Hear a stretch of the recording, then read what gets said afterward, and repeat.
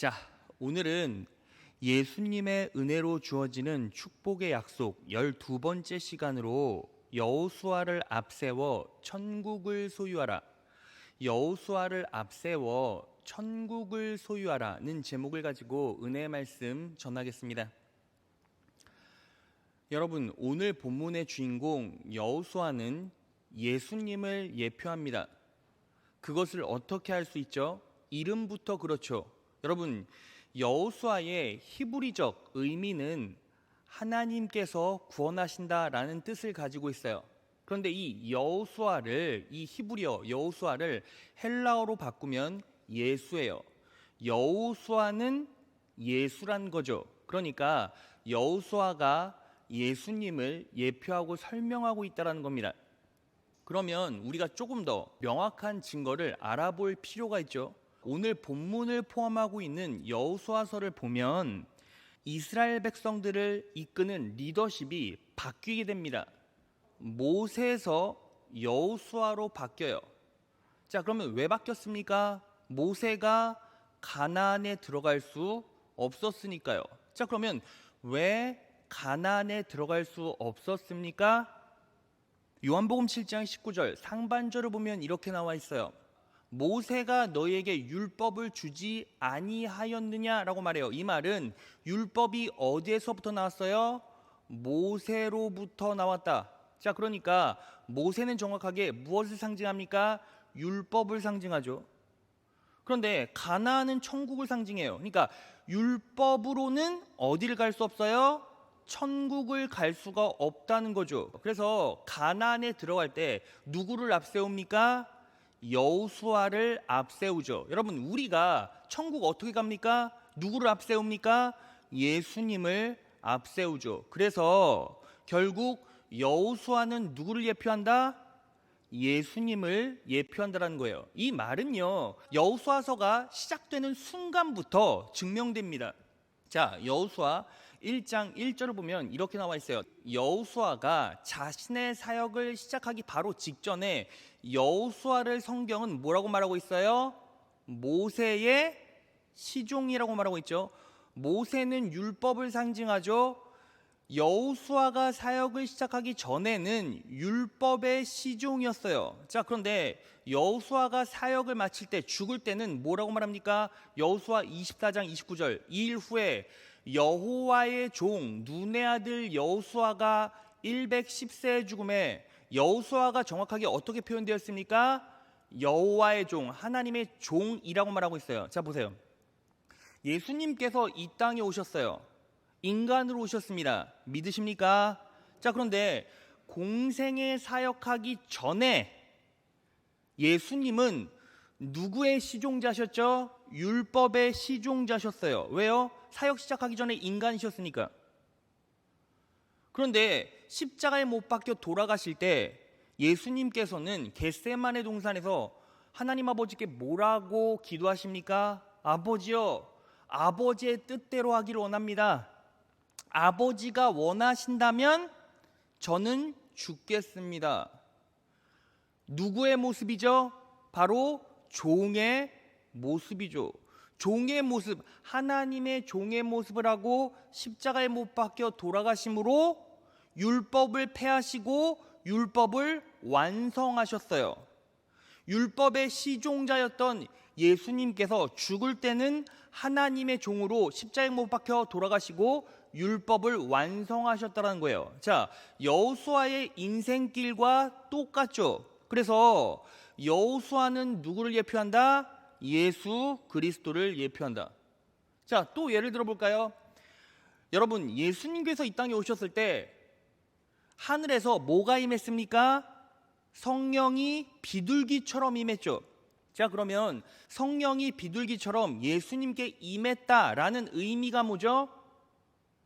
사역 끝날까지 내가 너와 함께 하겠다. 그래서 예수님께서 십자가에 못 박혀 돌아가셔서 부활하실 때까지 성령 하나님께서 우리 예수님과 함께 하셨죠. 여호수아가 사역을 시작할 때 하나님께서 어떤 약속을 주셨습니까? 여호수아 1장 5절 다 같이 읽겠습니다. 시작.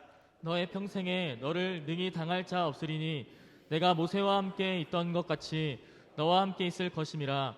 내가 너를 떠나지 아니하며 버리지 아니하리니 너와 함께 있을 것임이라. 내가 너를 떠나지 아니하며 버리지 아니하리니. 함께 해주겠다, 동행해주겠다, 예수님과 똑같은 약속을 주셨다는 거예요. 자, 그리고 여러분, 결국 여호수아의 사명이 무엇이었습니까? 자, 오늘 본 말씀 2절을 보겠습니다. 이 요단을 건너 내가 그들 곧 이스라엘 자손에게 준 땅 가나안으로 가라. 여호수아의 사명이 뭐예요? 이스라엘 백성을 가나안으로 이끌어내는 것. 가나안은 무엇을 상징합니까? 천국을 상징하죠. 예수님의 사명이 뭐예요? 예수님이 이 땅에 오신 이유가 무엇입니까? 디모데후서 4장 18절.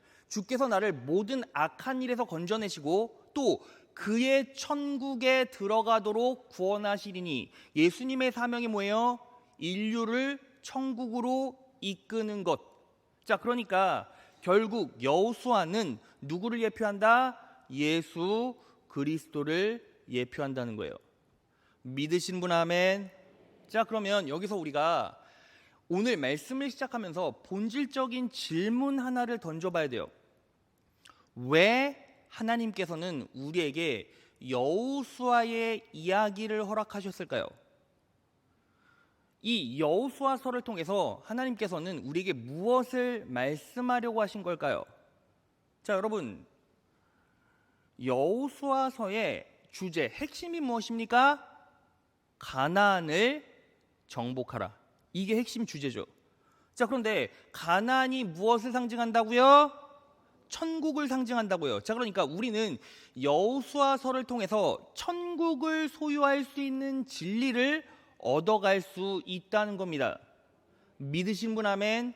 자, 여기서 천국을 소유한다는 건 그냥 단순히 죽어서 천국 간다는 개념이 아니라 내가 이 말씀을 마음에 새기고 적용하는 순간부터 우리는 천국을 누릴 수 있다는 거예요. 믿으신 분 아멘. 자, 그래서 오늘 이 말씀, 여호수아의 행적과 또 여호수아의 사역을 통해서 천국을 소유할 수 있는 놀라운 축복, 은혜, 나아가서는 천국을 누릴 수 있는 은혜를 경험하신 여러분 되시기를 진심으로 축원합니다. 자, 그러면 여호수아서를 통해서 성령 하나님께서 우리에게 주신 천국을 소유하고 누릴 수 있는 진리는 무엇일까요? 몇 가지일까요? 두 가지입니다. 하나하나 살펴보겠습니다. 첫째, 다 같이 읽겠습니다. 시작. 붉은 줄의 은혜를 붙잡으십시오. 그래야 가나안의 7 족속을 진멸하고 천국을 소유할 수 있습니다. 붉은 줄에 은혜를 붙잡으라는 거예요. 그래야 가나안의 7 족속을 진멸하고 천국을 소유할 수 있다는 거죠. 자, 여러분, 우리가요 항상 가나안을 묵상하고 여호수아서를 읽을 때 직관적으로 느끼게 되는 의문점 하나가 있어요. 여러분, 이스라엘 백성들이 가나안에 들어가서 이제 뭐 합니까? 가나안을 정복하기 시작해요. 전쟁하기 시작한다는 거죠. 자, 그런데 가나안은 무엇을 상징한다고요? 천국을 상징한다고요. 자, 그럼 우리는 이런 생각을 해볼 수 있어요. 그러면 우리도 천국 가면 싸워야 되나? 우리도 천국 가면 전쟁해야 돼? 이런 생각을 할 수 있다는 거죠. 자, 그러면 우리는 천국 가서 전쟁해야 됩니까? 여러분, 그 말이 아니에요. 이 말은요, 자, 가나안은 천국을 상징하죠. 천국을 소유하기 위해서는 진멸해야 되는 대상이 분명히 있다는 거예요. 자, 그러면 그 진멸해야 할 대상이 무엇입니까? 가나안의 7 족속이라는 거예요. 자, 그러면 이 가나안의 7 족속이 상징하고 있는 건 뭐예요? 이 가나안의 7 족속은 욕망에서 뿜어져 나오는 죄를 상징해요. 욕망에서 뿜어져 나오는 원초적인 죄를 상징합니다. 자, 말씀으로 확인해 보겠습니다. 레위기 18장이에요. 너희는 아내가 살아있는 동안 그녀의 자매를 또 다른 아내로 맞아 그들이 서로 시기하는 일이 없도록 하라. 이게 무슨 뜻입니까? 근친상간하지 말라라는 거예요. 자, 다음 절. 또 너희는 남의 아내와 간통하여 너희 자신을 더럽히지 말아라. 간음하지 말란 뜻이죠. 다음 절. 너희는 너희 자녀를 이방신 몰렉에게 주어 불로 태우는 제물이 되게 함으로써 너희 하나님의 이름을 욕되게 하지 말아라. 나는 여호와이다. 여러분, 이방신 몰렉은 어떤 신이죠? 물질, 재물, 번영의 신이에요. 그러니까 이 번영의 신에게 자녀를 재물되게 하지 말아라. 이 말은 무슨 뜻이냐면, 여러분, 우리가 인생 살다가 이런 일이 있죠. 야, 네 인생의 최고의 가치는 잘 먹고 잘 사는 길이야. 번영이야. 돈 많이 벌어야 된다. 네가 출세해야 되는 이유는 번영이고 재물이란다. 자녀에게 이 마음을 주입시키는 부모는 지금 자녀를 누구에게 파는 거예요? 몰렉에게 넘겨주는 거예요. 그거 하면 저주받는다는 거죠. 자, 다음 절. 너희는 절대로 동성연애를 해서는 안 된다. 이것은 추잡한 짓이다. 동성애 금지하셨어요. 자, 다음 절. 너희는 이런 추잡한 일로 자신을 더럽히지 말아라. 내가 너희 앞에 쫓아낼 이방 민족들이 가나안 7 족속들이 이런 죄로 더럽혀졌고, 다음, 그들의 온 땅도 더럽혀졌으므로 내가 그 땅에 사는 사람들을 벌하여 그곳에서 쫓아낼 것이다. 자, 그러니까 가나안의 7 족속은 정확하게 무엇을 상징해요? 인간의 욕망에서 뿜어나오는 죄, 근친상간, 간음, 동성애, 그리고 재물을 탐하는 것. 내 삶의 최우선순위가 재물이고 형통이고 번영인 것. 이것이 온전히 내 삶에 죄로 담겨져 있다면 절대로 가나안, 천국을 소유할 수 없다는 겁니다. 자, 그러면 여러분, 정확하게 우리가 생각해 봅시다. 어떻게 이 죄의 뿌리들을 솎아내고 제거할 수 있을까요? 어떻게 이 가나안의 7 족속을 내 인생의 환경 가운데서 뿌리채 뽑아낼 수 있습니까? 바로 붉은 줄을 붙잡으라는 거예요. 자, 이제부터 이 붉은 줄을 붙잡으라는 의미를 설명해 보겠습니다. 여러분, 이 붉은 줄을 붙잡아서 구원받은 유일한 이방 족속 여인이 한 명 있어요. 물론 그 여인과 가족들이죠. 누굽니까? 바로 라합이에요. 라합은 결국 붉은 줄을 붙잡고 구원받게 됐습니다. 자, 그런데 여러분, 이 안에는 놀라운 진리와 이야기들이 숨겨져 있었어요. 이제 여호수아가 시딤에서 여리고로 정탐꾼 2를 보냅니다. 왜요? 여리고성 치려고. 정탐꾼을 보냈는데 여리고 왕이 안 거예요. 그래서 그들을 추적하게 됩니다. 그래서 도망가다가 라합이 그들을 도와줍니다. 결국 라합이 그들을 도와준 대가로 라합은 구원받게 되고, 그리고 붉은 줄을 표지로 받게 돼요. 자, 그러면 여러분, 여기서 근본적인 질문, 왜 기생 라합은 2 정탐꾼을 도왔을까요? 여러분, 분명히 라합이 정탐꾼을 도와준 이유가 있어요. 자, 그것에 대한 답이 히브리서에 나와 있습니다. 히브리서 11장으로 갑니다. 다 같이 읽겠습니다. 시작. 믿음으로 기생 라합은 정탐꾼을 평안히 영접하였으므로 순종하지 아니한 자와 함께 멸망하지 아니하였도다. 자, 기생 라합은 정탐꾼을 평안히 영접했대요. 자, 그리고 야고보서 2장 25절에 보면 기생 라합이 사자들을 접대하여 다른 길로 나가게 할 때에 행함으로 의롭다 하심을 받은 것 아니냐. 자, 그러니까 기생 라합은 정탐꾼을 평안히 영접하였고 또 빠져나갈 길을 준비시켜서 탈출시켰다는 거죠. 그런데 앞에 뭐라고 나와 있어요? 믿음으로. 자, 그러면 이 말을요, 설명해 보면 이런 거예요.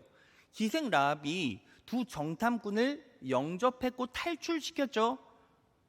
그런데 그렇게 도와주고 탈출시킨 이유는 무언가를 믿었다는 거잖아요. 그러면 도대체 무언가를 믿었다. 무엇을 믿었냐는 거예요. 라합은 무언가를 믿었기 때문에 무언가를 믿었기 때문에 두 정탐꾼을 영접하고 탈출시켰죠. 지금 뭘 믿고 탈출시켰냐는 거예요. 자, 그 말씀이 여호수아 2장 10절에 나와 있어요. 다 같이 읽겠습니다. 시작. 이는 너희가 애굽에서 나올 때에 여호와께서 너희 앞에서 홍해물을 마르게 하신 일과 너희가 요단 저쪽에 있는 아모리 사람의 두 왕 시온과 옥에게 행한 일 곧 그들을 전멸시킨 일을 우리가 들었음이니라. 자, 보세요. 기생 라합이 무엇을 믿었어요? 여호와를 믿었죠. 그런데 어떤 여호와를 믿었어요?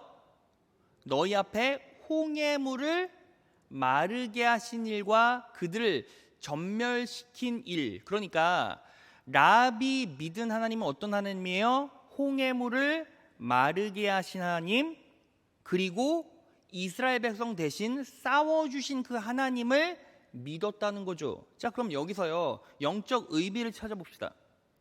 여러분, 홍해를 마르게 하셨다, 이게 무슨 뜻입니까? 자, 고린도전서 10장을 보면 바울이요, 홍해를 뭐라고 말했어요? 홍해를 세례로 표현하죠. 세례는 무엇입니까?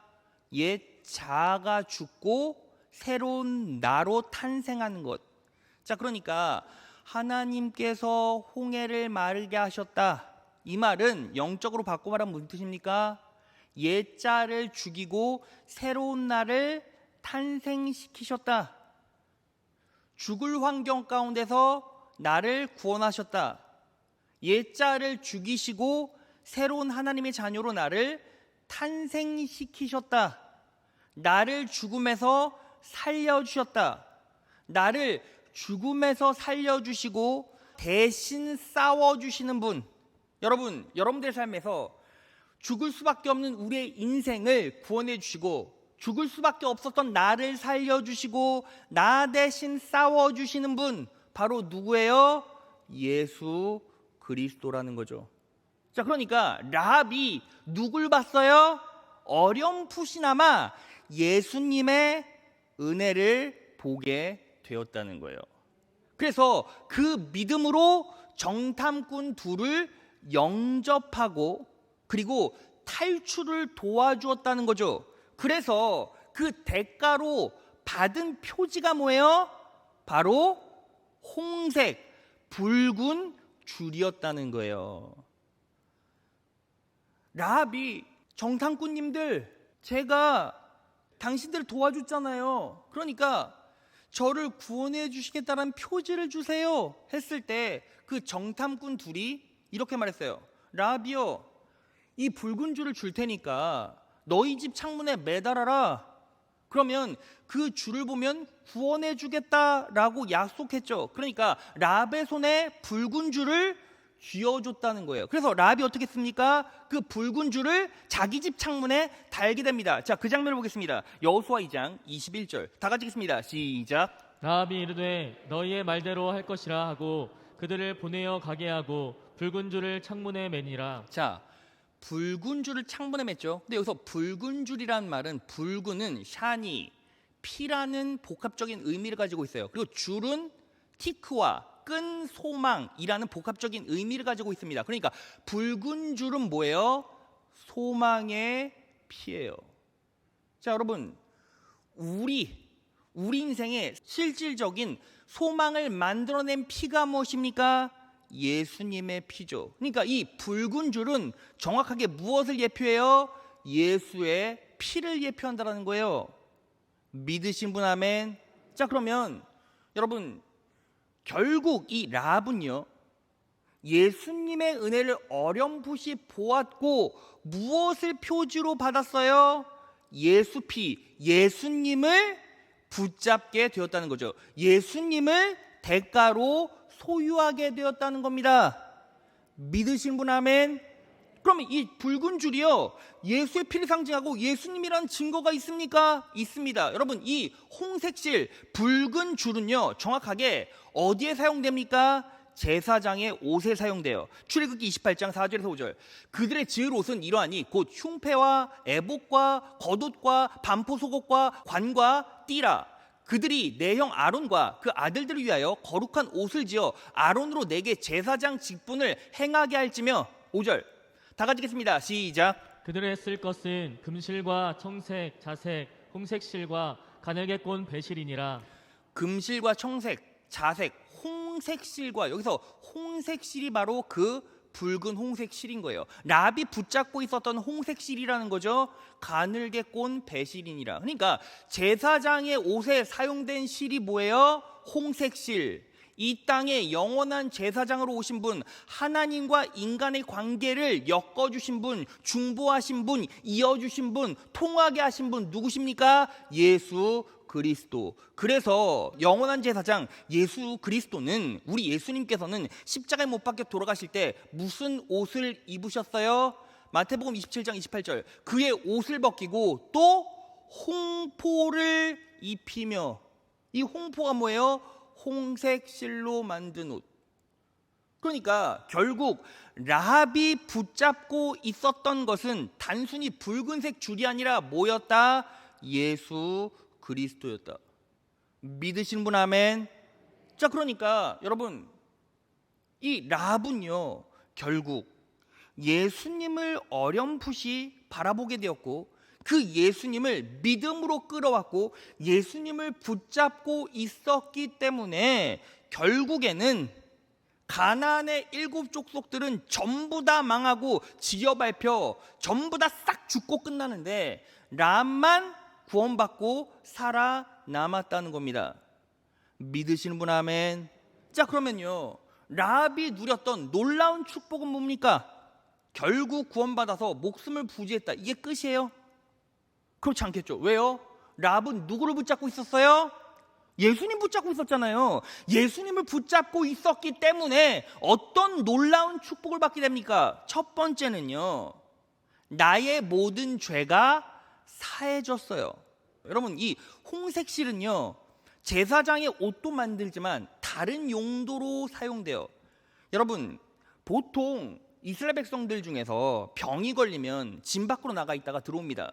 그런데 병이 다 나았다는 것을 정확하게 의사가 진단을 해요. 근데 의사가 진단하지 않고 딱 제사장이 진단하는 유일한 병이 있어요. 바로 뭐예요? 문둥병이에요. 문둥병. 그러니까 문둥병 걸린 사람은 의사가 진단하는 것이 아니라 제사장이 진단해요. 자, 근데 이 제사장이요, 문둥병자들 당신 다 나았습니다 할 때 무엇을 사용합니까? 바로 이 홍색실을 사용합니다. 자, 말씀 찾아보겠습니다. 레위기 14장 2절에서 4절. 문둥 환자의 정결케 되는 날의 규례는 이러하니 곧 그 사람을 제사장에게로 데려갈 것이요, 제사장은 진에서 나가서 진찰할지니 그 환자에게 있던 문둥병 환처가 나았으면 제사장은 그를 위하여 명하여 정한 산새 2마리와 백향목과 홍색실과 우슬초를 가져오게 하고라고 나와 있어요. 그러니까 산새 2마리 중에서 1마리는 날려보내고 1마리는 죽여요. 그리고 그 피가 나지 않습니까? 백향목과 홍색실과 우슬초로 만든 북 같은 것들을 피에 적셔서 그 문둥병자에게 뿌리는 거예요. 그러면서 정하게 되었다, 정하게 되었다, 정하였다 하면 이 문둥병자는 이제 회복돼서 이스라엘 진으로 들어오게 됩니다. 무엇을 상징합니까? 여러분, 문둥병은요 왜 제사장이 치유를 확인하고 점검하는지 아십니까? 문둥병은요 고통이 없는 병이기 때문이에요. 여러분, 그래서 이 문둥병은요 정확하게 무엇을 상징하죠? 죄를 상징해요. 왜요? 죄는요 고통이 없는 병이기 때문이에요. 결국 이 랍이 홍색실을 붙잡았다는 것은 제사장 되신 우리 예수님께서 뭐 했다라는 거예요? 홍색실로 피를 뿌려 랍의 죄를 전부 다 씻어 주셨다는 겁니다. 믿으십니까? 자, 그래서 예수를 붙잡고 사는 자는 결국 죄사함을 받게 돼요. 영적인 죄사함을 받게 됩니다. 믿으십니까? 그래서 죄사함을 받았어요. 랍은 죄를 지었습니다. 여러분, 랍의 직업이 뭐예요? 기생이죠, 기생. 근데 랍은요 어떤 족속이었죠? 아모리 족속이었어요. 아모리 족속의 신은 누구예요? 바알. 바알은 어떤 신입니까? 번영과 다산의 신. 그러니까 랍은 번영과 다산로에서 몸을 판 여자였다라는 거예요. 아니, 목사님, 어떤 목사님은 이런 말씀하시는데요. 라합은요 몸판 기생이 아니라 그냥 접대하던 기생이었대요. 여러분, 접대하던 기생이던 몸을 팔던 기생이던 어떤 꼬리표는 계속 따라갑니까? 기생이라는 꼬리표는 계속 따라가요. 결국 기생이었고, 기생을 했던 이유가 뭐예요? 내 다산과 번영을 위해서 바알을 섬기고 있었으니까. 그러니까 영원히 죽을 수밖에 없는 이 라합의 인생이었는데, 예수님께서 제사장으로 오셔서 라합을 설득해 주시고 표지를 보여주시고 능력을 보여주셔서 결국 홍색줄을 잡게 하시고 인생의 죄들을 전부 다 씻어주셨다는 거예요. 믿으십니까? 예수로 말미암아 구원받았습니다. 예수로 말미암아 구원받았습니다. 믿으십니까? 자, 구원받은 후에 그러면 어떤 또 놀라운 축복을 받게 됩니까? 영원한 천국 가게 되었어요. 여러분, 라합이 천국에 갔다. 우리가 어떻게 할 수 있습니까? 약속으로 주어졌습니다. 여호수아 6장 25절. 여호수아가 기생 라합과 그 아비의 가족과 그에게 속한 모든 것을 살렸대요. 여호수아는 누구를 상징한다? 예수 그리스도를 상징한다. 예수님이 모든 것을 살리셨으므로 그가 오늘날까지, 누가? 라합과 라합의 가족들이 오늘날까지 이스라엘 중에 거하였으니. 이 말이 무슨 뜻인지 아십니까? 이런 거예요.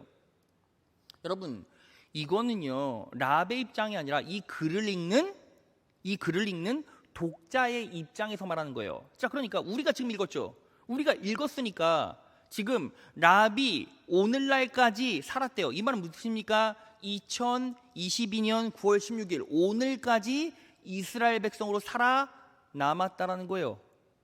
자, 그러면 여러분 100년 후에 누군가가 정확하게 2022년이 아니라 2122년에 이 말씀을 읽었어요.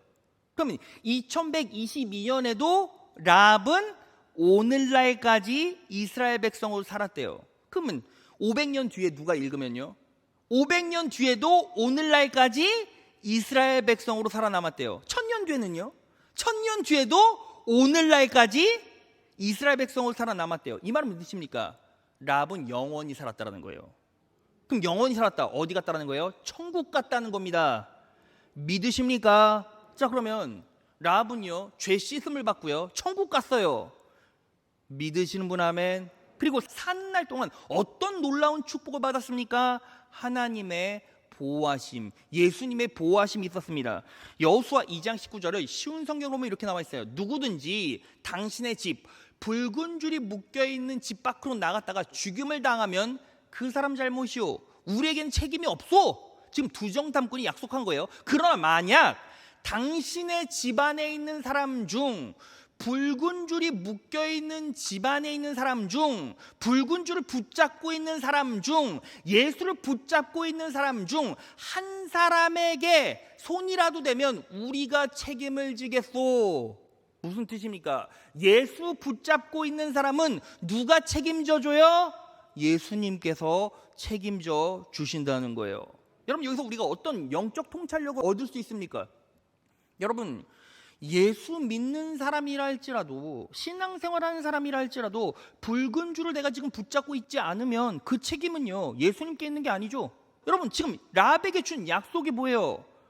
야, 붉은 줄이 매달려 있는 집안에 있으면 전부 다 우리 책임이야. 절대로 어떤 일이 벌어지지 않도록 내가 보호해줄 거야. 그런데 붉은 줄이 묶여있는 집 밖으로 나가서 잘못되는 건 우리 책임이 아니란다. 이 말은 무슨 뜻입니까? 예수 붙잡고 있지 않으면 그 책임은요 예수님께 있어요? 예수님께 없어요? 예수님께 없다는 거죠. 여러분들이 그리스도 안에서 놀라운 축복과 은혜를 누리기 위해서는 누굴 붙잡고 살아야 합니까? 예수를 붙잡고 살아야 합니다. 믿으신 분 아멘? 라합은 예수를 붙잡았기 때문에 평생 끝날까지 어떻게 되었습니까? 하나님의 놀라운 보호하심, 예수님의 놀라운 보호하심이 있었죠. 믿으시는 분 아멘? 여러분, 그래서 라합과 살몬이 결혼해서 결국 그 족보에서 누가 나옵니까? 예수 그리스도가 나와요. 이 말은 무슨 뜻입니까? 천박한 인간, 쇳덩어리 인간 가운데 살았던, 그리고 그와 방불한 삶을 살았던 라합이 결국 왕의 족보로 바뀌어졌다는 거예요. 믿으십니까? 무엇을 붙잡아서? 홍색실을 붙잡아서, 붉은 줄을 붙잡아서, 예수님을 붙잡아서. 믿으신 분 아멘. 이 은혜로 살아가셔서 천국 가는 그날까지 예수 그리스도의 피에 보호하심 받아 승리의 길 걸어가시는 귀한 자녀들 되시기를 진심으로 축원합니다. 자, 둘째, 다 같이 읽겠습니다. 시작. 말씀과 기적 그리고 믿음의 관계를 알면 더 큰 은혜를 누릴 수 있습니다. 말씀과 기적 그리고 믿음의 관계를 알면 더 큰 은혜를 누릴 수 있다는 거예요. 여러분, 여호수아서를 보면요, 아주 특징된 기적 하나가 나와요. 뭐냐면 요단강을 건너는 기적이에요. 여러분, 모세와 여호수아 사이에서 공통된 기적이 하나 있다면 그게 뭡니까? 물을 가르는 거예요. 모세는 홍해를 갈랐고 여호수아는 요단강을 갈랐죠. 자, 그런데 똑같은 기적 가운데 다른 차이점이 딱 하나가 있어요. 뭡니까? 자, 모세가 홍해를 가를 때 무엇을 앞세웠죠? 지팡이를 앞세웠어요. 지팡이를 앞세웠죠. 지팡이는 무엇을 의미합니까? 기적을 의미해요. 왜요? 지팡이에서 기적이 다 나왔으니까. 자, 그러니까 여기에서 우리가 알 수 있는 것, 모세 지팡이, 기적이 무엇을 결국 만들어냈다라는 거죠? 믿음을 만들어냈다라는 거예요. 자, 모세가 지팡이를 통해서 기적을 만들었기에 이스라엘 백성이 믿음을 가지고 홍해 건넜잖아요. 이해가 하시는 분 아멘.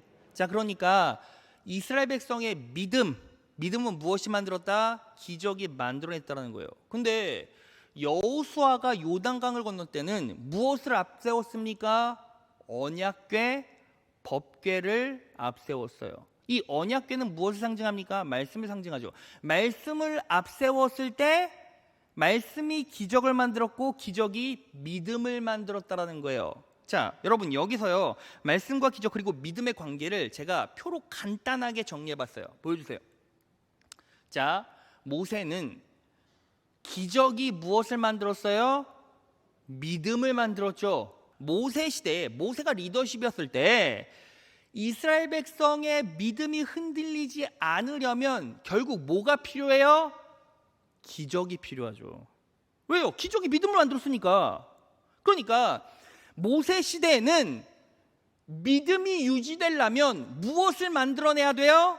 기적이 지속적으로 만들어져야 믿음을 유지할 수 있었죠. 그런데 여호수아 시대에는 믿음이 유지되려면 뭐가 필요해요?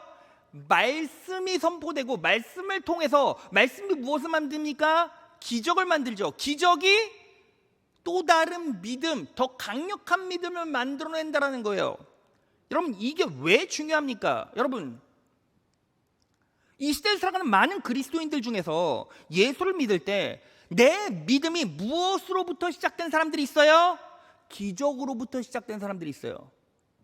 그런데 기적으로부터 시작된 사람들은 어떤 충격적인 결과를 겪게 됩니까? 기적이 안 일어나면 내 믿음을 건사할 수가 없는 거예요. 그런 성도들의 가장 큰 특징이 뭐예요?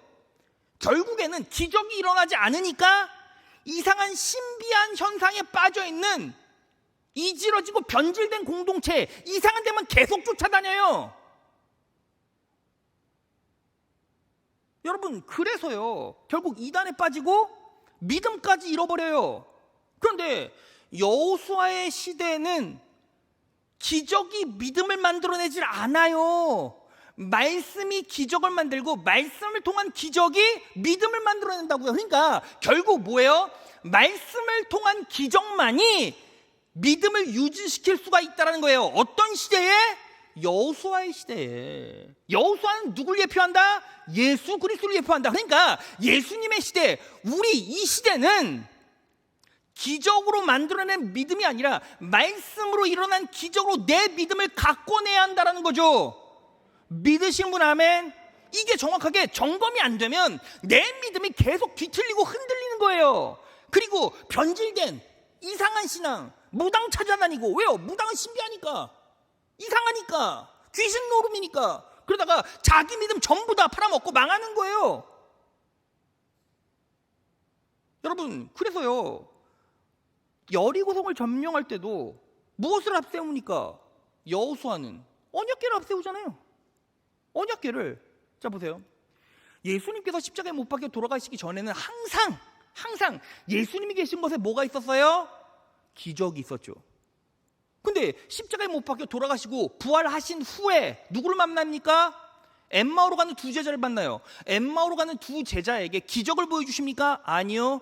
말씀을 풀어주세요. 말씀을 풀어주실 때 이 엠마오로 가는 두 제자가 심령이 변화되고 말씀에 설득돼서 마음이 뜨거워져서 성령 충만해져서 어떤 기적이 일어납니까? 인생의 방향성을 다시 바꿔내버려요. 예수님께서 십자가에 못 박혀 돌아가시고 부활하신 후 이 시대, 신약시대, 우리 시대에는 내 믿음은 기적의 발판이 아니라 말씀이 발판이 되어야 한다는 거예요. 믿으십니까? 여러분, 제 인생 가운데 3번의 시련이 있었어요. 제 육체에 임한 시련이에요. 그게 뭐냐면 허리 디스크, 허리 통증이었어요. 제가 신대원을 준비할 때 디스크가 한번 고장이 났었고, 그리고 전도사 사역할 때 한번 고장이 났었고, 그리고 마지막으로 유학 가기 전에 고장이 한번 났어요. 첫 번째 디스크가 고장이 났을 때는 너무 아팠어요. 어느 날 이제 공부를 하고 이제 신대원 준비하고 있었죠. 공부를 하고 오는데 갑자기 허리가 끊어지듯이 아프고 발이 저리기 시작한데 그냥 악소리가 나서 그때부터 기기 시작했어요. 그냥 무슨 아프다 안 아프다가 아니라 걸을 수가 없다니까요. 찢어지는 고통, 막 종아리가 터지는 아픔. 근데 놀랍게도 그냥 동네 병원 가서 통증 주사 한 번 맞았는데 싹 났어요. 근데 이게 가능하지가 않아요. 제가 그때 무엇을 느꼈는지 아십니까? 기적을 느꼈어요. 아니 이게 이렇게 아프고 힘든데 증상은 그냥 100% 1000% 디스크 중기고 이건 너무 힘든 증상인데 그냥 신기하게 기적처럼 싹 났다는 거죠. 근데 두 번째 디스크가 달랐을 때가 전도사 때였어요. 그때는 몸무게가 좀 많이 나갔고 사역이 고단하고 힘들어서 그때 너무 아프고 고통스러운 거예요. 근데 그때는 통증 주사를 여러 번 맞았어요. 그리고 여러분, 참 이게 사람이 웃긴 게 딴 병원 안 가고 그때 그 동네 병원 찾아가서 주사를 똑같이 계속 맞았어요. 한 10번 아니고 한 100번 맞았는데 치유에 회복의 기미가 보이질 않는 거예요. 근데 그때 엄청나게 좌절했어요. 하나님, 아니 그때는 기적을 베풀어 주셔서 시험 합격하게 하시고, 그리고 그때는 제가 하나님께 이렇게 기도했거든요. 하나님, 제가요 목회의 길이 아닌가 봐요. 공부하는데 이렇게 아픈 거 보니까. 근데 하나님, 지금 목회 길로 들어서고 이제는 빼도 박도 못하니까 이제 안 치료해 주시는 겁니까? 하고 엄청나게 원망했거든요. 근데 결국 꾸역꾸역 다스리면서 사역했어요. 근데 마지막 3번째 디스크 터졌어요. 그래서 제가 수술 받았잖아요. 근데 그때는 엄청난 좌절감이 왔어요. 이유가 뭐였냐면 그때 유학 준비했었거든요. 1년이 지나도 디스크가 나아질 기미가 보이질 않았어요. 그냥 병원이란 병원 다 다니고 뭔가 된다는 도수 치료 막 다 받으러 갔는데 낫지를 않는 거예요. 근데 여러분, 제가 그때 어떻게 해결했는지 아십니까? 이 디스크를 치유받기를 포기했어요. 그리고 제가 하나님께 기도했는데 하나님께서 저에게 이런 마음을 주셨어요. 딱 그때 뭐 요새봐 어쩌고 저쩌고 음성을 들려주신 게 아니라 말씀을 통독하고 읽는데 말씀에 잠언 16장 9절이 눈에 박혔어요. 사람이 마음으로 자기의 길을 계획할지라도 그 걸음을 인도하시는 분은 여호와시니라. 여러분, 이게 무슨 의미인지 아십니까? 사람이 자기 마음으로 자기의 길을 막 계획하잖아요. 그래도 그의 걸음을 인도하시는 분은, 여러분, 우리가 걸을 때 무엇을 밟고 걷습니까?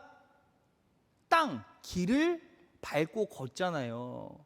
그러니까 사람이 마음으로 자기의 길을 계획할지라도 하나님께서 길을 안 열어주시면 결국 그 길은 갈 수 없다는 거예요. 하나님께서 이 말씀을 계속 생각나게 하시고 마음에 담아두게 하시는 거예요. 근데 놀라운 사실이 뭡니까? 왜 하나님께서 길을 열어주시지 않죠? 왜 하나님께서 길을 인도해 주시지 않는 겁니까? 이유는 말씀 안에 있어요. 사람이 마음으로 자기의 길을 계획했기 때문이에요. 하나님께서 저에게 주신 응답이 뭔지 아십니까? 요셉아, 너 유학 가려고 하지? 그건 네가 마음에 새겨놓은 너의 길이지. 그래서 길이 안 열리는 거야. 사람이 마음으로 예수님의 길을 계획하면 예수님께서 열어주시고 예수님께서 책임져 주시는데, 사람이 마음으로 내 길을 계획하기 때문에 그 길을 인도해 주실지 말지는 예수님의 선택에 달린 거예요. 그런데 바꿔 말하면 사람이 마음으로 예수님의 길을 계획하면 예수님께서 그 길을 책임져 주시죠. 제가 그 응답을 딱 받고 나서요, 너무 감사했어요. 그리고 너끈하게 유학 갔어요. 왠지 아십니까? 제가요, 사실 유학 간 이유가 뭔지 아십니까? 유학 가서 박사학위를 따보자. 박사학위를 따면 결국은 와서도 박사학위라는 훈장이 있기 때문에 무언가 나에게 도움은 되겠지, 이 생각하고 준비하는 거예요. 그런데 디스크 딱 터지고 하나님께서 이 마음을 주시니까 그때부터는 학위에 대한 마음을 접었어요. 그래서 제가 유학 가서 뭐 하는지 아십니까? 새벽에 일어나서 새벽 기도하고, 그리고 2시간 동안 말씀 묵상하고 성경 연구하고, 그리고 학교 갔다 와서 또 그냥 잠만 자고 새벽에 일어나서 또 말씀 묵상하고 기도하고 성경 연구하고, 그것만 2년 반 동안 한 5평도 안 되는 방에서 혼자 고독감을 씹으며 외로움을 견디며 말씀 준비만 했어요. 그런데 그때 그 경험이 제 목회의 모든 전 재산이에요. 제가 지금 말씀을 선포하고 예수의 은혜를 선포하는 실질적인 동력이 그 골방, 그 말씀 묵상, 예수님만 바라보는 훈련, 가족을 밀어놓고 예수님만 온전히 바라보는 훈련. 그때는 인터넷도 제대로 터지지 않고 제 방에 인터넷도 안 됐고 인터넷 비도 없으니까 아내와 뭐 끽해봤자 2주에 한 번, 한 주에 한 번 연락할 때마다 아내는 전화만 하면 막 눈물 뚝뚝 흘리고 막 편지에 막 그 고독감과 안타까움이 막 묻어나고 저도 막 미치는 거죠. 그런데 그럴 때마다 또 예수님께 기도하고 예수님께 기도하고 예수님 말씀 묵상하고 말씀 준비하고 말씀 연구하고. 여러분, 저는요 결국에는 박사학위는 마치지 못하고 왔지만 그때 홀로 예수님만 바라보는 법을 배웠고, 단절된 환경, 단절된 방 가운데서 자식과 가족들은 내 옆에 없지만 예수님으로, 예수님만으로 살아내는 그 2년, 3년 가까운 시간을 버텨냈기 때문에 지금 목회가 하나님의 은혜로 되어지고 있다는 거예요. 자, 그럼 여러분 보세요. 대입해 봅시다. 치열하게 인생 살다가 고통이 찾아왔어요. 육체 가시가 찾아왔어요. 암병이 찾아왔어요. 기가 막힐 환경의 어려움이 찾아왔어요. 그런데 여러분들이 인생 살다가 한 번은요, 예수님께서 기적으로 그 상황을 비껴가게 하실 수도 있어요. 왜요? 신앙의 초보고 예수 믿지 않으면 구원받지 못하니까 예수님께서 그렇게 기적을 베풀어 주실 수 있다는 거죠. 그런데 그런 믿음은 결국 어떻게 됩니까? 서서히 무너져가요. 또 방불한 시련, 비슷한 시련, 제가 디스크 2번 터졌을 때의 시련, 3번 터졌을 때 그 시련이 똑같이 다가올 때 우리는 어떻게 됩니까? 완전히 무너져요. 하나님 어디 있냐는 거예요. 내가 그때 그렇게 기적을 맛보고 예수 믿기로 작정하고 그래도 신앙생활 치열하게 해왔는데 막상 비슷하고 방불한 사업의 문제, 육신의 문제, 자녀의 문제에 처해 있을 때 우리는 어떻게 됩니까? 기적으로 동력 삼아 신앙생활에 온 사람은 다시 방불한 기적이 일어나지 않는 이상 결국 어떻게 됩니까? 예수 부인하게 된다는 거죠. 말씀을 통해서 하나님의 뜻을 구하세요. 여러분 잘 생각해 보세요. 사람은 결국 죽죠. 근데 여러분, 우리가 죽을 때 어떻게 죽어요? 여러분, 저 이제 죽어요, 안녕 하고 꽥 하고 죽습니까? 그렇게 죽지 않아요. 어떻게 죽죠? 맨 마지막에 내 육체에 임한 질병 때문에 죽게 돼 있어요. 그럼 질병 탓할 수가 없는 거죠. 왜요? 결국 인간은 맨 마지막 겪어야 하는 질병으로 죽어요. 노안도 질병이고 급성 심장마비도 질병이고 암병도 질병이고 결국 질병으로 죽어요. 그러면 결국 내가 피할 수 없는 마지막 질병에 처해 있다면 우리는 거기서 무엇을 알아야 돼요? 하나님의 뜻을 구해야죠. 사람이 마음으로 자기의 길을 계획하는 것이 아니라 사람이 마음으로 예수님의 길을 계획하고 그 길을 살아내려고 노력할 때 그 걸음, 그 길을 누가 인도해 가십니까? 우리 예수님이 인도해 가신다고요. 그럴 때 내 육체의 고통, 아픔, 사업의 문제, 관계 문제에 독소도 건강하게 해석해낼 수가 있다는 거예요. 여러분, 제 육체 가시는 지금도 아직도 뽑혀지지 않았어요. 뽑아지지 않았다고요. 그런데 중요한 게 뭔지 아십니까? 저는요, 죽을 때까지 이 가시가 뽑히지 않아도 상관이 없어요. 여러분, 누가 진짜 강한 사람입니까? 가시가 뽑혀야 그래도 한숨 쉬면서 살아갈 수 있는 사람이 진짜 강한 사람입니까? 가시가 2개, 3개, 10개, 100개, 1000개가 박혀도 눈 하나 깜짝 안 하고 하나님께서 원하시는 그 길을 마음으로 계획해서 걸어가는 그 인생이 진짜 강력한 인생 아니겠습니까?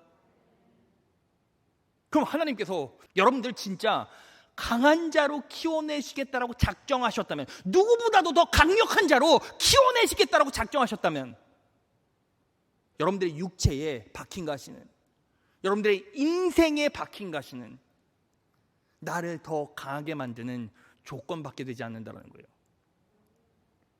무엇을 깨달아야 합니까? 기적으로 내 믿음을 만들어내지 마시고 말씀으로 하나님의 뜻을 온전히 받아들여 말씀의 기적이 내 영혼 가운데 임하게 될 때 나는 더 강력한 믿음으로 살아갈 수가 있다는 겁니다. 자, 말씀 정리해 보겠습니다. 여러분, 결국 우리는 천국을 소유하고 누리기 위해서 누구를 붙잡아야 합니까?